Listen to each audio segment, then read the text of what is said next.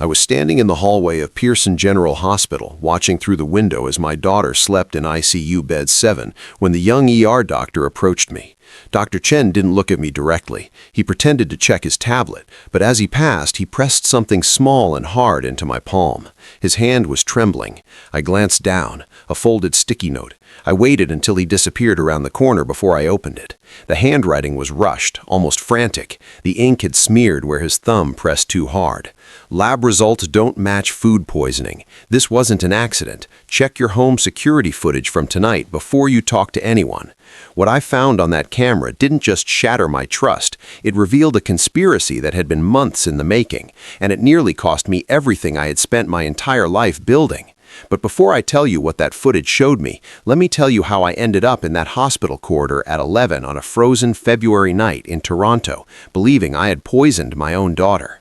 My name is Thomas Whitmore. I'm 67 years old. For 40 years, I worked as a medical examiner for the Toronto Police Service. I've performed over 8,000 autopsies. I know what death looks like. I know what poisoning looks like. I know the difference between an accident and something deliberate. But when it's your own child lying in that hospital bed, logic abandons you, fear takes over, and guilt, well, guilt is the sharpest scalpel of all. The night started normally enough. It was Rebecca's idea to have Sunday dinner at my house. My daughter is 38 years old. She's married to Derek Lang, a commercial real estate broker who drives a BMW he can't quite afford and wears suits that cost more than my monthly grocery bill. They live in a condo in the Liberty Village area that I helped them buy 3 years ago. I put down $200,000 as a gift. I didn't ask for it back. Rebecca is my only child. Her mother, Margaret, passed away from breast cancer 4 years ago. Since then, it's just been the two of us navigating the holidays, the birthdays, the Sunday dinners.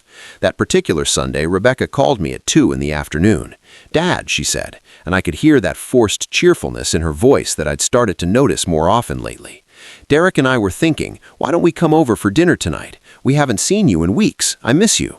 I should have been happy, but something felt off. We just had dinner the previous Sunday and the Sunday before that. In the past 2 months, these visits had become more frequent, more urgent, but I pushed the thought aside. Maybe I was just being paranoid. Maybe my daughter actually wanted to spend time with her old man. "Of course," I said. "I'd love that. I'll make your mother's roast chicken, the one with the rosemary and garlic." "Perfect," Rebecca said. There was a pause. "Dad, could you maybe open that bottle of wine, the Bordeaux from your cellar, the 2015? I frowned. That bottle was worth about $400. I'd been saving it for a special occasion. "Sure," I said slowly. "What are we celebrating?" "Nothing," she said quickly, too quickly. "I just thought, life is short. We should enjoy the good stuff while we can, right?" I spent the afternoon preparing dinner. I'm not much of a cook, but Margaret taught me a few dishes before she got too sick to stand in the kitchen. The roast chicken was one of them. I could still see her hands guiding mine, showing me how to tuck the rosemary sprigs under the skin, how to tie the legs with kitchen twine. I set the table with her good china, the set with the blue rim that had belonged to her grandmother. I put out the silver candlesticks. I even ironed the linen napkins. By the time Rebecca and Derek arrived at 6:30, the house smelled like Sunday dinners used to smell when Margaret was alive, like family, like home. But the moment they walked through the door, I knew something was wrong. Rebecca hugged me, but it felt performative, staged. Derek shook my hand with that aggressive grip he always uses, like he's trying to prove something. "Tom," he said. He's never called me Thomas, always Tom, like we're buddies, like he didn't marry into this family, he conquered it. "Great to see you, man." "Something smells incredible." Rebecca was already walking through the house, her heels clicking on the hardwood floors. "The place looks good, Dad. You've been keeping it clean." "I try," I said, following them into the dining room. "I know it's big for just one person, but I can't imagine leaving. Your mother loved this house." "About that," Derek said, and Rebecca shot him a look, a warning look. "We'll talk later," she said. "Let's eat first." We sat down. I carved the chicken, I poured the wine. We made small talk about Derek's work, about Rebecca's yoga classes, about the snowstorm that was supposed to hit Toronto overnight. But underneath the pleasantries, I could feel the tension, the waiting. They wanted something. I just didn't know what yet. We were halfway through the main course when Rebecca's phone buzzed. She glanced at it and her face went pale. "Everything okay?" I asked. "Fine," she said, but her hand was shaking as she put the phone face down on the table. "Just work stuff." Derek reached over and squeezed her knee under the table. I saw it. The gesture was supposed to be comforting, but it looked more like a warning. "Don't. Not yet." I was about to ask what was going on when Rebecca suddenly pushed her chair back. "Dad," she said. Her voice had changed. It was weak, fetty. "I don't feel well." "What's wrong?" I stood up. Derek stood up too, but he didn't move toward her. He just watched. "I think I'm going to be sick," Rebecca said. And then she was right there at the table. Violent, wrenching heaves that brought up everything she'd eaten. The chicken, the wine, everything. She collapsed forward and I caught her before she hit the floor. "Call 911, I shouted at Derek, but he was already on his phone.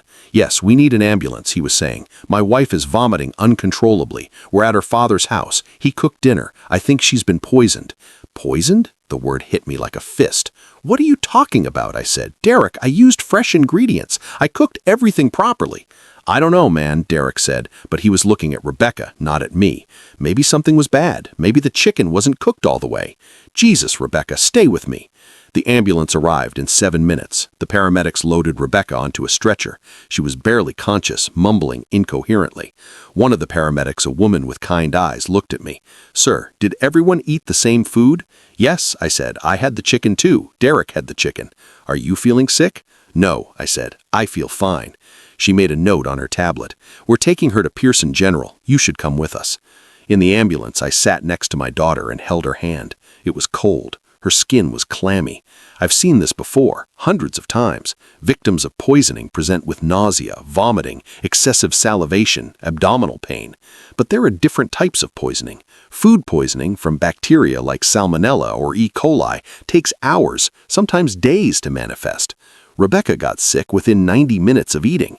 That timing didn't make sense unless it was something else, a chemical toxin, something fast-acting. But I had eaten the same food. I had drunk the same wine. Why wasn't I sick? The thought crept in, cold and unwelcome. What if this wasn't about the food at all? At the hospital, they rushed Rebecca into the ER. Derek and I sat in the waiting room. He was on his phone, texting someone. "Who are you texting?" I asked. "Rebecca's friends," he said without looking up. "They need to know."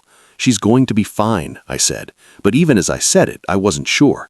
Derek finally looked at me. His eyes were hard, calculating. "I hope so, Tom, because if she's not, if something happens to her because of that dinner you made, I don't know what I'm going to do."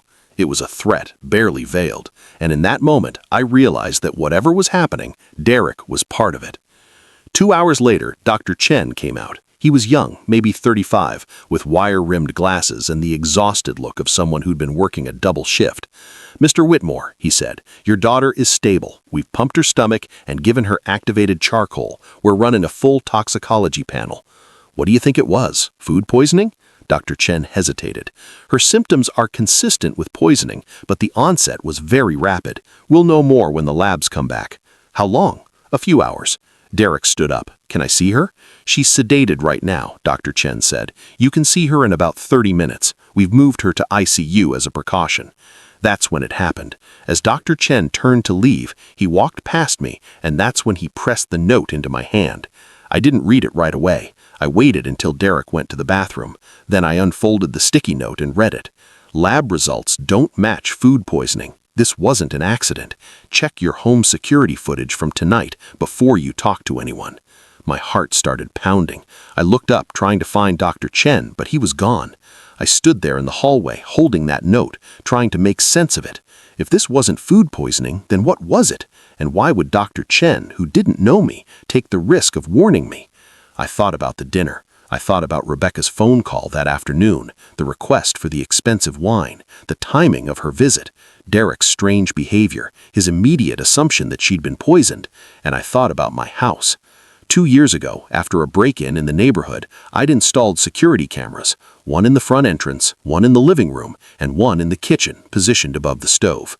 Margaret had insisted on that one. She wanted to be able to check on dinner from her phone when she was upstairs resting during her chemotherapy treatments. I hadn't looked at that footage in months, but it was all there. Cloud stored, time-stamped. I pulled out my phone and opened the security app.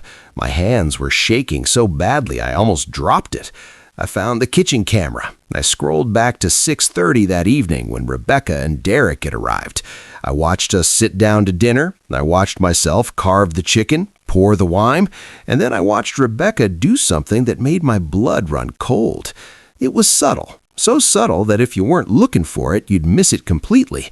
While I was in the kitchen getting dessert, while Derek was deliberately keeping me talking about some fabricated issue with his car, Rebecca reached into her purse. She pulled out a small vial. She opened it and she poured the contents into her own wine glass. Then she drank it, all of it, in 3 long swallows. And then she waited for it to take effect, waited for the right moment to start vomiting. She had poisoned herself. I watched the footage 3 times, 4 times, 5 times, each time hoping I was seeing it wrong, but I wasn't. My daughter had deliberately ingested something knowing it would make her violently ill, knowing I would be blamed. I sat down on a bench in the hospital corridor. My legs wouldn't hold me anymore. Why would she do this? What could she possibly gain from framing me for poisoning her? And then I remembered a conversation we'd had 3 weeks ago. Rebecca and Derek had come over and they'd started talking about the house, about how big it was, how I didn't need all that space, how it would be easier if I moved into a condo, something smaller, more manageable. "Dad, you're 67, Rebecca had said. "What if you fall? What if something happens and nobody's there to help?" "I'm fine," I'd said. "I'm not ready to downsize." Derek had jumped in then. "We're just worried about you, Tom. And property values in this neighborhood have gone up significantly. If you sold, you'd make a fortune. You could live very comfortably somewhere smaller." I'd shut down the conversation, told them I wasn't interested. But now, watching that security footage, I understood. They didn't want me to sell the house for my benefit. They wanted me to sell it for theirs. And if I wouldn't do it willingly, they'd find another way. They'd make me look incompetent, dangerous. They'd make me look like a father who accidentally poisoned his own daughter because he was too old, too careless, too much of a liability to live alone. And once they established that narrative, what would come next? A lawsuit? A push to have me declared mentally incompetent? An application for power of attorney? I thought about Derek's text messages in the waiting room. He wasn't texting Rebecca's friends. He was probably texting a lawyer, building a case, documenting everything. And Rebecca, lying in that ICU bed, was the star witness in a fraud she'd orchestrated herself. I wanted to scream. I wanted to run into that room and demand to know why. Why would my own daughter do this to me? But Dr. Chen's note had been clear. Before you talk to anyone. He knew something, and I needed to understand what before I made a move. I found Dr. Chen in the staff break room, drinking what looked like his 5th coffee of the night. When he saw me, his expression shifted from exhaustion to alarm. "Mr. Whitmore," he said, "you shouldn't be back here." "I watched the footage," I said quietly. "I saw what she did." Dr. Chen glanced around to make sure we were alone. Then he pulled out his phone and showed me something. It was a lab report. Rebecca's toxicology screen. "See this?" he said, pointing to a line of text. "This is ipecac syrup. It's an emetic. It induces vomiting. It used to be used for accidental poisoning, but it's not recommended anymore because it's too harsh on the system." "Where would she get that?" I asked. "It's available online," Dr. Chen said. "You can buy it from veterinary supply sites. It's used to make dogs vomit if they eat something toxic." I stared at the report. "Why are you telling me this?" "Because 3 months ago, the same thing happened to my mother," Dr. Chen said. His voice was tight with anger. "My brother's wife convinced him that my mother was becoming senile. She staged a series of incidents, small things at first, forgetting to turn off the stove, leaving the door unlocked.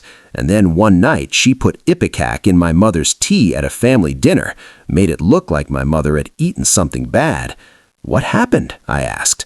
"My brother filed for power of attorney," Dr. Chen said. "He moved my mother into a care facility, and then he and his wife remortgaged her house, took out $400,000. By the time I figured out what was happening, they'd already spent most of it." "Did you go to the police?" Dr. Chen shook his head. "My mother refused to press charges. She said she didn't want to destroy the family. She died 6 months later, heartbroken, and my brother got everything." He looked at me with eyes that had seen too much. "When I saw your daughter's labs, I recognized the pattern. I couldn't prove what my brother did to my mother, but maybe you can prove what's happening to you." I left the break room with a plan forming in my mind. I wasn't going to confront Rebecca, not yet. I was going to do what I'd done for 40 years as a medical examiner. I was going to gather evidence. I was going to build a case, and I was going to make sure that when I finally revealed the truth, there would be no room for doubt. The next morning, Derek called me. "Tom," he said. His voice had that false concern that made my skin crawl. "Rebecca's awake. She wants to see you." "How is she?" I asked. I tried to sound worried. "Guilty."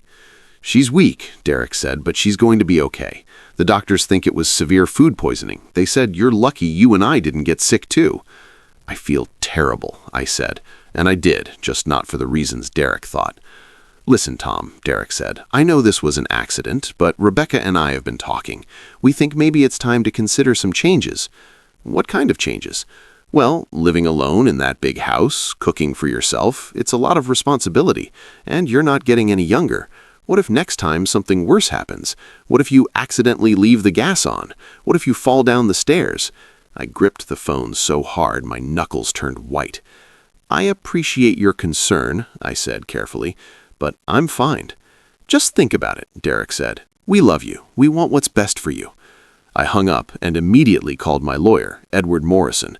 Edward had handled Margaret's will. He'd known our family for 20 years. "Edward," I said when he answered, "I need your help, and I need you to trust me that what I'm about to tell you sounds insane, but it's true." I told him everything: the dinner, the security footage, Dr. Chen's warning, the ipecac. Edward listened without interrupting. When I finished, there was a long silence. "Thomas," he finally said, "this is elder abuse. This is fraud. We need to go to the police." "Not yet," I said. "I need more proof. I need to understand the full scope of what they're planning." "What are you thinking?" I told him, and for the first time since I'd watched that security footage, I felt something other than betrayal. I felt like myself again, like the medical examiner who'd spent 4 decades finding the truth in the evidence. Over the next 3 days, I played the role of the guilty, frightened father perfectly. I visited Rebecca in the hospital. I apologized profusely. I even cried, which wasn't entirely an act, because part of me was mourning the daughter I thought I had. Derek was always there, watching, guiding the conversation. On the 3rd day, Rebecca came home. They didn't go back to their condo. They came to my house. "Just until I'm stronger," Rebecca said. "I feel safer here with you, Dad." I set them up in the guest room. I cooked the meals, carefully documented and photographed every ingredient I used. And I listened. I listened to their late-night conversations through the baby monitor I'd hidden in their room. Technology Margaret and I had bought when Rebecca was an infant, now repurposed for surveillance. "He's falling for it," I heard Derek say on the 4th night. "I think we can move forward with the next phase." "What if he fights us?" Rebecca asked. "He won't," Derek said. "We have the hospital records. We have witnesses. We have him on tape apologizing for poisoning you. If he fights us, we'll destroy him." "I still feel bad," Rebecca said quietly. "He's my father." "Your father who's sitting on a $3 million house while we're drowning in debt?" Derek snapped. "Your father who could help us but won't?" "We tried asking nicely, Rebecca. This is survival." "I know," she said. "I just wish there was another way." "There isn't," Derek said. "Tomorrow, I'm calling my lawyer. We're filing for emergency power of attorney, medical incompetence. We'll cite the poisoning incident. Once we have control of his finances, we sell the house, we clear our debts, and we set up your father in a nice retirement home somewhere." I listened to this with a recorder running, capturing every word. The next morning, Derek sat me down at the kitchen table. He had papers with him, legal documents. "Tom," he said, "Rebecca and I have been talking, and we think, given what happened, it might be a good idea for us to help you manage things, just temporarily, until you're feeling more confident." He slid the papers across to me. Power of attorney, durable and financial. Signing these would give Derek and Rebecca complete control over my assets, my property, my medical decisions, everything. "I don't understand," I said, playing confused. "You think I need help managing my finances?" "It's not about that," Rebecca said. She looked pale, guilty. "It's about making sure you're safe." "I don't know," I said slowly. "This feels like a big step." Derek's expression hardened. Tom, let me be clear. What happened last week could have killed Rebecca. If we hadn't gotten her to the hospital when we did, she could have died from food you prepared. Now, we're not blaming you. We know it was an accident. But legally speaking, you created a dangerous situation. And if you're not willing to take steps to prevent that from happening again, we might have to consider other options. Are you threatening me? I asked. I'm being realistic, Derek said. Sign the papers, Tom. Let us help you, or we'll have to involve the courts. I looked at Rebecca, my daughter, the little girl I'd taught to ride a bike, the teenager I'd stayed up with helping her study for exams, the young woman I'd walked down the aisle. Rebecca, I said, is this really what you want? She couldn't meet my eyes. It's for the best, Dad. I picked up the pen. Derek smiled, and that's when my lawyer, Edward Morrison, walked into the room. He wasn't alone. Behind him were 2 Toronto Police Service officers and a detective I'd worked with years ago, Sarah Mendoza. Thomas Whitmore doesn't need to sign anything, Edward said. Derek stood up so fast his chair fell over. Who the hell are you? Edward Morrison, Mr. Whitmore's attorney, Edward said calmly. And these are Officers Park and Stevens and Detective Mendoza. They're here to discuss an ongoing investigation into fraud and elder abuse. Rebecca's face went white. What's going on? Detective Mendoza stepped forward. Mrs. Lang, we have evidence that you deliberately ingested ipic syrup on the evening of February 18th with the intention of framing your father for poisoning you. We also have recorded conversations between you and your husband discussing plans to obtain fraudulent power of attorney over your father's assets. That's insane, Derek said, but his voice was shaking. We have video footage from Mr. Whitmore's security cameras, Mendoza continued. We have testimony from Dr. James Chen at Pearson General Hospital. We have toxicology reports, and we have audio recordings of conversations between you and Mrs. Lang discussing the scheme. Rebecca started crying. Dad, she said. Dad, please, I'm sorry. I didn't want to do it. We were desperate. Derek said it was the only way. The only way to what? I asked. My voice sounded strange to my own ears, distant, cold. To save our lives, Derek said. He was angry now. You want to know the truth, Tom? We're broke. We owe $300,000 to some very dangerous people. People who don't accept late payments. People who make examples out of debtors. We tried to borrow from banks. We tried everything. And then we thought, you're sitting here in this mansion alone with millions in equity and you won't help us. Your own daughter asked you for help and you said no. You never asked for help, I said. You asked me to sell my home, the home I built with my wife, the home where I raised my daughter. You didn't want help. You wanted my life savings so you could pay off gambling debts. It wasn't gambling, Rebecca sobbed. It was investments. Derek said they were sure things. He said we'd make it all back. I'm not interested in your justifications, I said. I looked at Detective Mendoza. What happens now?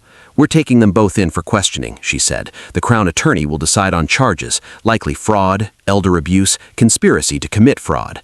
As the officers moved to cuff Derek and Rebecca, my daughter looked at me one last time. Dad, she said, I love you. I know you don't believe me, but I do. I wanted to say I loved her too, but the words wouldn't come, because the daughter I loved would never have done what she did. That Rebecca was gone. Maybe she'd never really existed. After they left, Edward and I sat in the now quiet kitchen. You okay? He asked. No, I said honestly, but I will be. What are you going to do now? I thought about that, about Margaret, about the life we'd built, about the daughter we'd raised who turned into someone I didn't recognize. I'm going to keep living, I said, in my house on my terms, and I'm going to make sure that what happened to Dr. Chen's mother, what almost happened to me, doesn't happen to other people. 6 months later, I testified at Rebecca and Derek's trial. The evidence was overwhelming. Security footage, audio recordings, bank records showing their debts, text messages between Derek and the people he owed money to. The jury deliberated for less than 3 hours. Derek got 4 years in federal prison for fraud and conspiracy. Rebecca got 18 months, reduced because she testified against Derek and showed genuine remorse. I sat in the courtroom and watched my daughter being led away in handcuffs. She didn't look at me. But that wasn't the end of the story, because 3 months after the trial, I got a letter. It was from Rebecca, written from the Vanier Center for Women in Milton, Ontario. In it, she apologized, really apologized, without excuses or justifications. She told me about the therapy she'd started, about the program she was taking to understand how she'd lost herself in Derek's manipulation. She didn't ask for forgiveness. She didn't ask for money. She just said she wanted me to know that she was trying to become someone worthy of the father she'd betrayed. I wrote back. I didn't say I forgave her, not yet, but I told her I would visit, and I did. Once a month, I drive out to Milton and sit across from my daughter in the visitor's room. We talk, carefully at first, then more honestly. It's not the relationship we had before. That relationship died in a hospital corridor when I read a note from a stranger. But it's something. Maybe with time it can become something real. I'm 68 now. I still live in the house Margaret and I bought 42 years ago. I still cook Sunday dinners, though now it's usually just for myself. But I've also started volunteering. I work with an organization that helps elderly people protect themselves from financial abuse. I give talks. I share my story. I tell people about the warning signs, the sudden pressure to sign legal documents, the isolation from friends and family, the guilt trips, the manipulation. Dr. James Chen and I have become friends. We meet once a month for coffee. Two men who understand what it's like to love someone who betrayed you. He tells me about his mother, about the regrets he carries. I tell him about Rebecca, about the hope I'm trying to hold on to. We remind each other that the hardest thing isn't surviving the betrayal, it's learning to trust again. The house still has security cameras. I still check the footage sometimes, a habit I can't seem to break. But mostly, I try to remember the good times. The Christmases when Rebecca was young and believed in magic. The summers we spent at the cottage on Lake Muskoka. The day I walked her down the aisle, so proud and so certain I was giving her to someone who would love her the way she deserved. I was wrong about Derek, but maybe I'm not wrong to hope that somewhere inside the woman in that prison visiting room, there's still some part of the daughter I raised, the one who used to tell me she loved me before bed every single night, the one who cried when we had to put our dog to sleep because she couldn't stand to see anything suffer. If there's a lesson in all this, it's not about trust, it's not about family, it's about knowing your worth. I'm not just the man who built a life. I'm the man who refused to let that life be stolen from him. I'm the medical examiner who spent 40 years finding truth and evidence, and when I needed that skill most, I didn't forget how to use it. And if someone ever tries to make you doubt yourself, to make you believe you're too old, too incompetent, too much of a burden to deserve your own life, remember this: you know yourself better than anyone. Trust that knowledge. Protect it, because your life, your home, your dignity, they're not negotiable. They're yours, and they're worth fighting for.